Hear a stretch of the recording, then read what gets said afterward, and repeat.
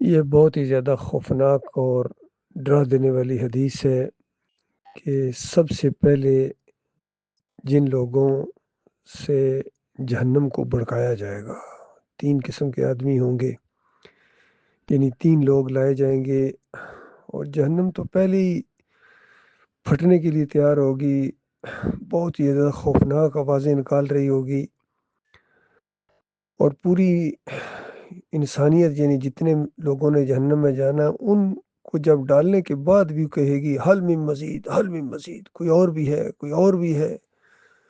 تو اندازہ لگائیے اتنی بڑی جہنم کے اندر جب صرف 3 آدمیوں کو پہلے ڈالا جائے گا، اس سے بھڑکایا جائے گا، تو اس کے چنگاڑنے اور اس کی دہشت کی آپ منظر کشی آپ دنیا میں کر نہیں سکتے۔ حالانکہ بڑے بڑے گناہ دنیا میں موجود ہیں، چور ہیں، قاتل ہیں، ڈاکو ہیں، بدکار ہیں، ملد ہیں، بڑے بڑے ظالم بھی گزرے ہیں۔ کسی ایک کا نام نہیں لیا، لیکن پہلے جن سے جہنم کو بھڑکایا جائے گا وہ اندازہ لگائیے ایک عالم دین ہوگا، مولانا صاحب بہت بڑے مفتی تھے اور ایک بہت بڑا شہید جس کو دنیا میں شہید مانا گیا، مسلمانوں نے ظاہر بات اسے شہید مانا، اور ایک بہت بڑا غنی جس نے بڑے دولت خرچ کی دائیں بائیں آگے پیچھے، اور اس کی شہرت پھیل گئی کہ بڑا اللہ کے راستے میں خرچ کرنے والا ہے، لیکن یہ نیت کے کھوٹے تھے، اللہ کے ساتھ مخلص نہیں تھے اور ایمان ان کا بالکل کھرا نہیں تھا، دنیا کی شہرت چاہتے تھے، تو سب سے پہلے جہنم کو ان سے بھڑکایا جائے گا۔ ایک اور روایت کے اندر آتا ہے جہنمی جب خوفناک قسم کی آوازیں سن رہے ہوں گے، بہت زیادہ پریشان ہوں گے، ہر طرف چیخو پکار ہوگی، تو ایسے ماحول کے اندر ایک اور زیادہ بدبخت چیختا ہوا اور ایسی بدبو سے نکل رہی ہوگی، اس کو لایا جائے گا کہ اس کے عذاب کو دیکھ کے یہ جہنمی بھی حیران ہو جائیں گے کہ اس کو اتنی زیادہ مار کیوں پڑ رہی ہے، اور پھر جب اس کو دیکھیں گے تو پہچان لیں گے کہ حضرت صاحب، مولانا صاحب، آپ تو ہمیں بڑی نصیحتیں کیا کرتے تھے، آپ خود یہاں؟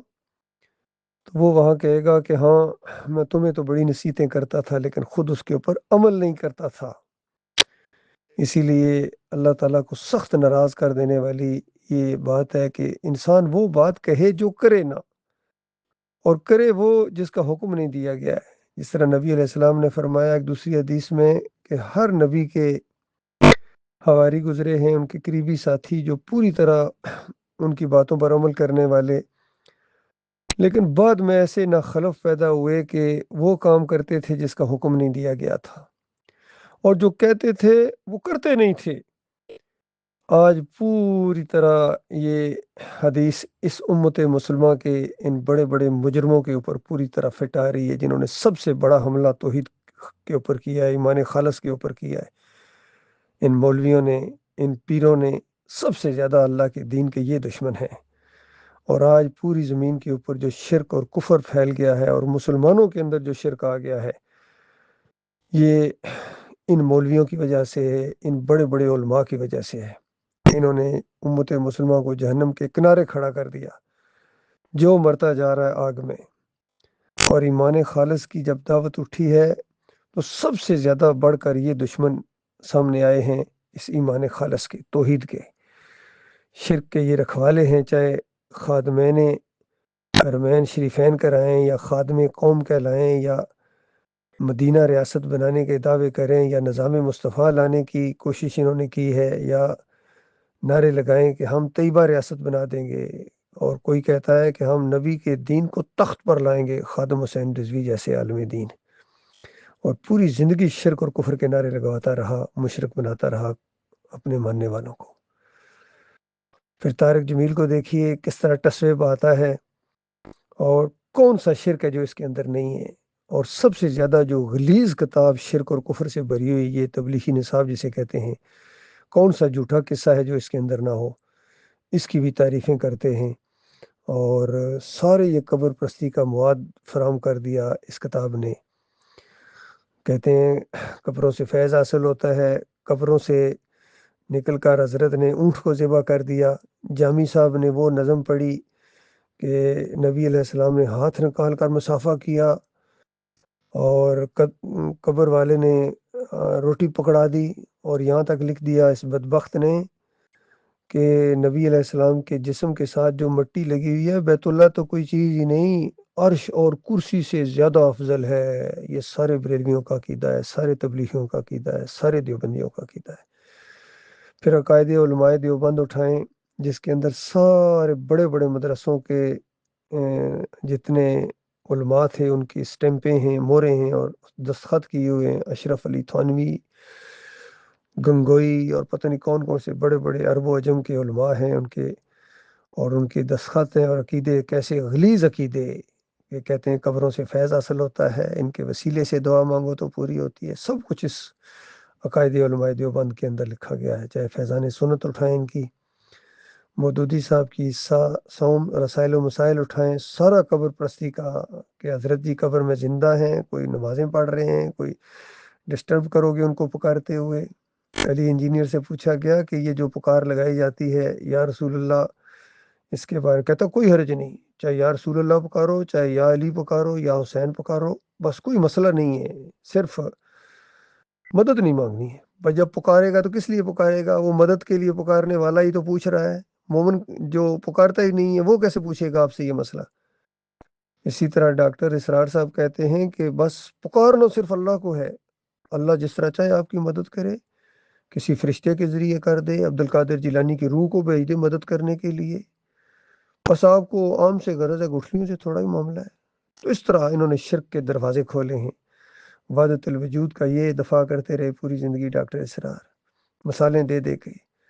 اور جب کسی نے بتایا کہ شاہ ولی اللہ تو ایسے عقیدے رکھتے ہیں کہ مرنے کے بعد یہ نیک لوگ روحیں ان کی ملائکہ کے اندر شامل ہو جاتی ہیں اور یہ کاروبار دنیا چلاتے ہیں، تو ڈاکٹر اسرار جواب دیتے ہیں کہ ہاں یہ بات قرآن اور حدیث میں تو نہیں ہے، لیکن شاہ صاحب کی بات کو تو نہیں جڑلایا جا سکتا۔ کہتے ہیں بذات خود یہ شاہ صاحب میرے لیے حجت ہیں۔ چاہے انفاس العارفین میں یہ لکھ دیں کہ ان کے والد گھوڑے کی عمر عورت کو لگا دیتے تھے اور مردوں کو زندہ کر دیتے تھے، یہی کچھ عبد القادر جیلانی کی کتابوں میں بھرا ہوا شرک اور کفر۔ امام غزالی کے فلسفے دیکھیں، محی الدین چشتی کے ملفوظات دیکھیں، اور مجدد الافسانی کے مکتوبات دیکھیں۔ کہتے ہیں نبی علیہ السلام عام انسانوں کی طرح نہیں پیدا ہوئے، یہ تو اللہ کے نور سے جدا کیے گئے تھے۔ اس طرح اللہ کو گالی دیتے رہے ہیں یہ سارے کے سارے بڑے بڑے علماء۔ ان کی شہرت دیکھو اور ان کے کرتوت دیکھو۔ طاہر القادری کے بیانات سنو، ایسے ایسے فلسفے پیش کرتا ہے۔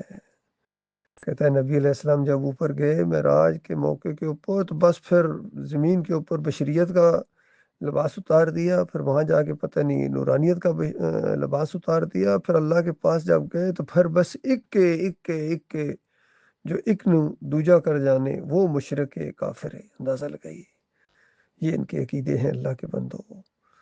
محمد حنیف کہتے ہیں سارا خاندان یوسف علیہ السلام کے سامنے سجدہ ریز ہو گیا، سجدہ ریز ہو گیا۔ اندازہ لگائیے، توحید کی بنیاد کے اوپر اٹھنے والی دعوت، اس کے اندر اس کو یہ تربیت ملی ہے، زندگی کے نچوڑ اس نے یہ نکالا ہے۔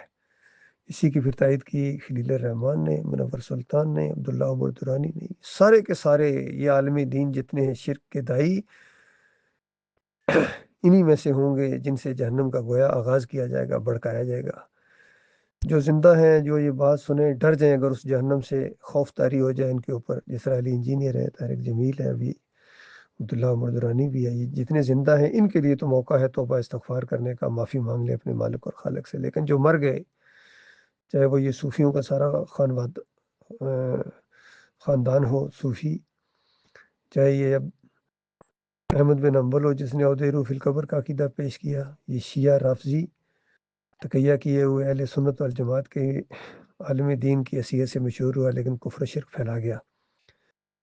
کسی کو پھر اپنایا ابن تیمیہ نے، ابن قیم نے، ابن حجر عسقلانی نے، سب نے اسی شرک کو اپنایا کتاب اللہ کے مقابلے میں۔ اللہ کی کتاب کہتی ہے اموات غیر احیاء، یہ مردے ہیں، ان کے اندر زندگی کی رمق تک باقی نہیں ہے۔ یہ سارے کے سارے لاشیں ہیں۔ تو اندازہ لگائیے اللہ کے بندوں کس طرح انہوں نے مارا ہے، کس طرح انہوں نے کفر و شرک پھیلایا ہے۔ جتنا نام لیتے ہیں، چاہے یہ سیاسی لوگ ہوں، دین کے نام میں لیتے ہیں، اپنے اسلام آباد حاصل کرنے کے لیے اسلام کا نام لیتے ہیں، چاہے یہ مفتی محمود ہوں، علی اجویری کی قبر پر حلوے بانٹتے رہے ہیں اور لوگوں کو کہتے ہیں یہ نظام مصطفیٰ نافذ کر دیں گے۔ اس کا بیٹا ان سے بھی آگے ہے، فضل الرحمان، کس طرح سیاسی کفر و شرک کے اندر ڈوبا ہوا۔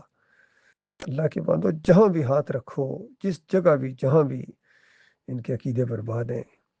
یہ کچھ ہونے والا ہے۔ اللہ تعالیٰ اس خوفناک انجام سے اپنی پناہ میں رکھے۔ مالک ایمان خالص کی سمجھ دی ہے مالک نے، توحید کو ہم پہچان گئے اور شرک کو بھی پہچان گئے ہیں۔ اللہ تعالیٰ اس شرک سے اپنی پناہ میں رکھے اور دکھاوے سے، ریاکاری سے، خودنمائی سے اللہ تعالیٰ اپنی پناہ میں رکھے۔ مخلص مومن جو بھی ہیں وہ ہمارے بھائی ہیں، وہ ہمارے ساتھی ہیں، اور جو اس راستے کو ٹیڑھا کرتے ہیں یا اس راستے کو روکتے ہیں، توحید کے دشمن ہیں، اس کے پھیلاؤ کے راستے میں رکاوٹیں بنتے ہیں، پرچے کاٹتے ہیں، دشمنیاں کرتے ہیں، اللہ تعالیٰ ان سے اپنی پناہ میں رکھے۔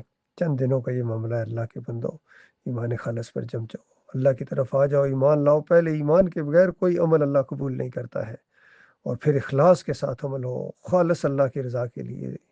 یہ سارے دنیا دار بن گئے، جتنے یہ علماء ہیں، جتنی یہ پارٹیاں، جتنی جماعتیں ہیں، جتنے مسلک ہیں، سارے کے سارے دین بیچتے ہیں، دنیا کماتے ہیں، نمازیں پڑھانے کے پیسے لیتے ہیں، اذانیں دینے کے پیسے لیتے ہیں، اور قرآن و حدیث جو پڑھاتے ہیں مدرسوں کے اندر، اس کفر و شرک بھی پڑھاتے ہیں، پھر اس کے بھی پیسے لے لیتے ہیں۔ کتنے یوٹیوب سے کما رہے ہیں، علی انجینئر جیسے اور جتنے دوسرے ہیں، یہ طارق مسعود جیسے مفتی کفر و شرک پھیلا کے مال بھی کما رہے ہیں۔ یہ سارے کے سارے جہنم کا ایندھن بنیں گے۔ انکم وما تعبدون من دون اللہ حسب جہنم انتم لہا واردون۔ اس جہنم کے اندر جانا پڑے گا۔ جس کی بندگی ہوئی ہے، یہ ساری مورتیاں، ان کی، ہندوؤں کی، سکھوں کے یہ مزار، مسلمانوں کے یہ مزار اور گنبد، سارے کے سارے، کوئی ایک بھی گنبد نہیں بچے گا، یہ سارے کے سارے گنبد جہنم کی آگ کا ایندھن بنیں گے، تاکہ ان کی آگ میں اور اضافہ کریں۔ اللہ کے بندوں کیا کرو گے؟ واپس نہیں آ سکو گے۔ آج معافی مانگو، اپنے مالک سے معافی مانگو، ان مسلکوں سے نکلو، ان پارٹیوں سے نکلو، توحید کی طرف آؤ، ایمان خالص کی طرف آؤ۔ یہ اللہ کی طرف بلاوا ہے۔ نبی علیہ السلام پوری زندگی اللہ کی طرف بلاتے رہے، صحابہ کرام پوری زندگی اسی نقطے کے گرد ان کی زندگیاں گزری ہیں۔ اللہ کے بندوں، نہ وہ بریلوی تھے، نہ دیوبندی تھے، نہ اہل حدیث تھے، نہ اس طرح کے سیاسی لوگ تھے، وہ خالص مخلص لوگ تھے اللہ کے دین کے لیے۔ اللہ تعالیٰ انہی لوگوں کے ساتھ ہمارا معاملہ کرے، مخلص لوگوں کے ساتھ، اور ان کافروں و مشرکوں سے اللہ تعالیٰ اپنی پناہ میں رکھے۔